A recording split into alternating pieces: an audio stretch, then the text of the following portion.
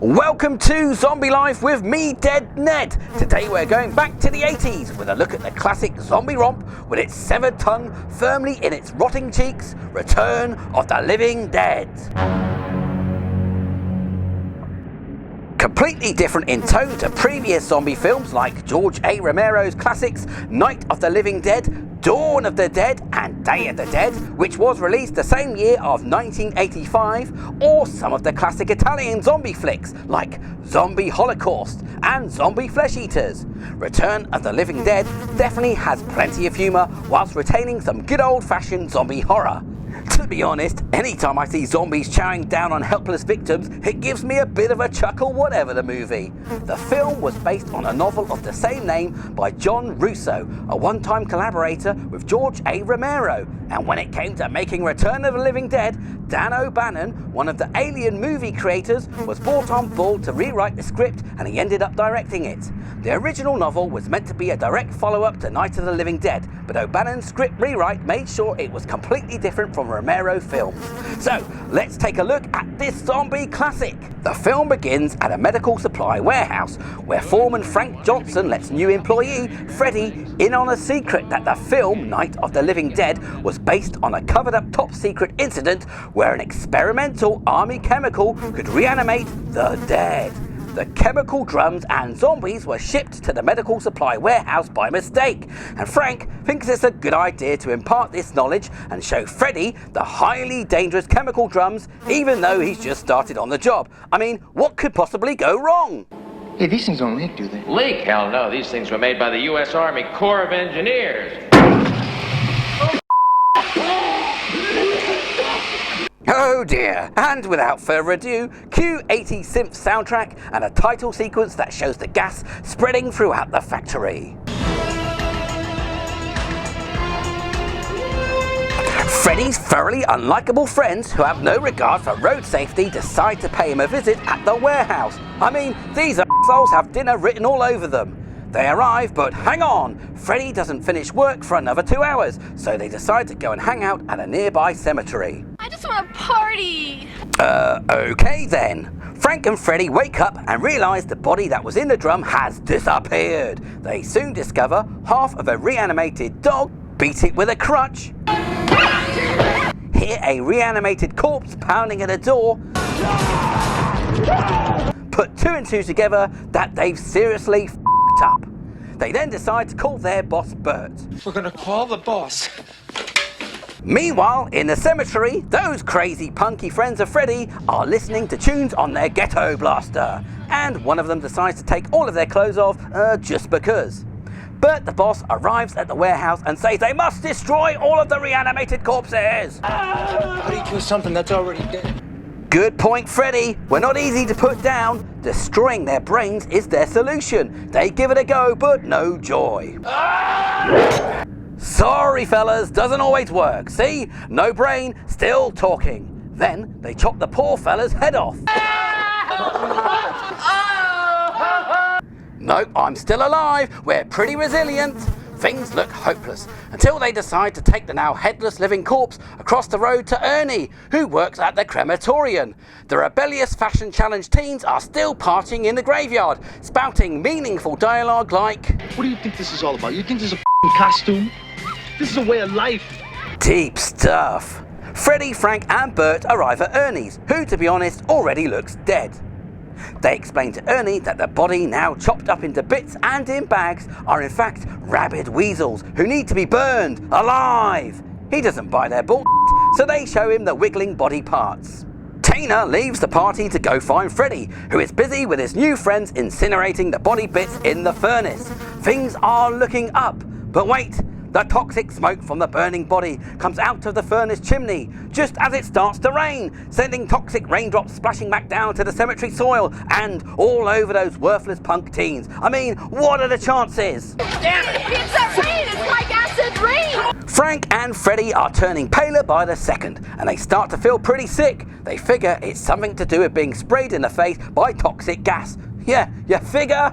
Meanwhile, Tina does some classic 80s wandering around the now deserted warehouse, calling out Freddy's name. Freddy! Freddy! Freddy? Are you here? And it's not long before she encounters the full-on fleshy zombie from the barrel who's only after one thing. It chases Tina, who escapes by locking herself away in some kind of cupboard, just as the punky teens turn up, and it's the gang leader Suicide who becomes the zombie's first victim when he takes a bite to the head.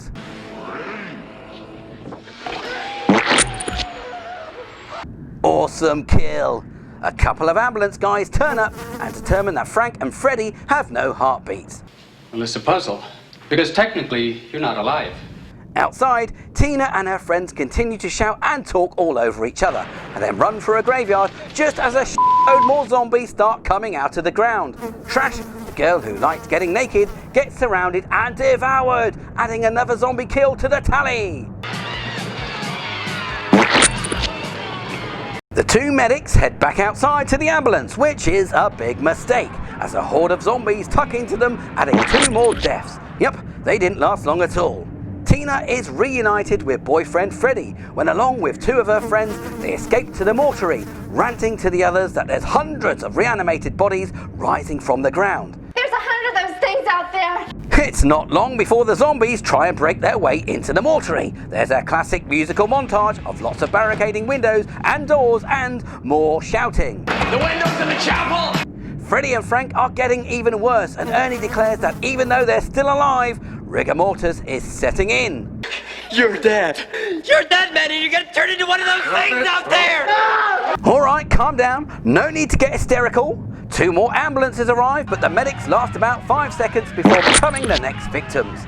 Inside, the zombies are breaking through a window, and the punky teen known as Scuzz gets chomped on by a spunky lady zombie whilst trying to stop them. Ernie takes the lovely lady zombie, ties her down, and decides to have a cozy chat. Apparently, these particular zombies eat brains to stop feeling the pain of being dead. Party girl Trash has been reanimated and wastes no time in biting into the neck of a homeless guy. And she's naked again. Even as a zombie, this girl refuses to wear clothes. For safety, Frank and Freddy are locked in the chapel, and Tina decides it's a good idea to stay with them. Really, Tina? 2 policemen who turn up are next on the menu. That mortuary car park is really getting busy. Freddy finally turns full zombie and goes brain-chomping crazy on Tina. Ernie and co turn up in the nick of time, throwing a jar of acid into his face to make his day even worse. Bert and gang member Spider make it to a police car, drive over to the warehouse where they reunite with 2 of the other punk teens, whose names I forget. Before he can turn into a brain-feasting zombie, poor Frank incinerates himself in the furnace. What a waste! I mean, come on, Frank! Being a zombie is cool! You should have given it a chance. A lot more cops arrive, trying to hold back the zombies with a barricade. I mean, yeah, like that's gonna work. And it's not long before they're overrun, and it becomes a living dead banquet. Not sure how many die, let's say a lot. Ernie ends up with Tina in the mortuary attic because Freddy is not giving up on eating Tina's brains. He loves them, he says. Kind of touching, really. Bert calls a mystery military number that was on the barrel containing the original reanimated corpse and talks to a man named Colonel Glover. Don't worry, he tells them, he has a contingency plan. Unknown to them, the plan involves blowing the out of the entire area with a nuclear bomb, which he promptly puts into action. Apparently, it not only takes out the warehouse and the morgue and everyone inside, but another 4,000 innocent civilians at the same time who lived close by. But no matter, the problem is dealt with, right? Or is it? As a skeletal figure rises from a grave before the credits roll, hinting that the contamination has spread. Ha! I do like this movie. It's a lot of fun and has a different tone to most other zombie movies, especially for its time of release. The look of the zombies in the film vary, but my favourite is the one that escapes from the barrel and who's since become affectionately known as the Tar Man. He's slightly cartoony in appearance and reminds me in style of an illustration from an old EC horror comic, which could be intentional as screenwriter Dan O'Bannon was a big fan. Award for Hot Zombie Babe goes not to the reanimated Trash character, as you may expect. For me, it's this lovely lady who Ernie has a chat with. It's not all about the looks for me. I'm not that shallow. You can tell deep down she's kind and caring. The splatter rating for me on this one, which is how bloody and gory I deem the film to be, is a medium blood splat.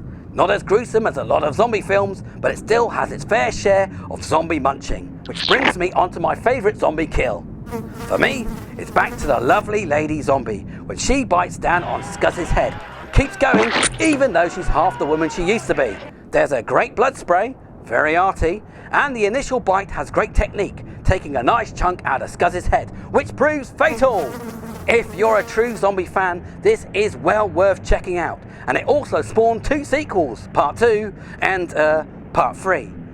Thanks for watching. Until next time, stay warm and stay tasty.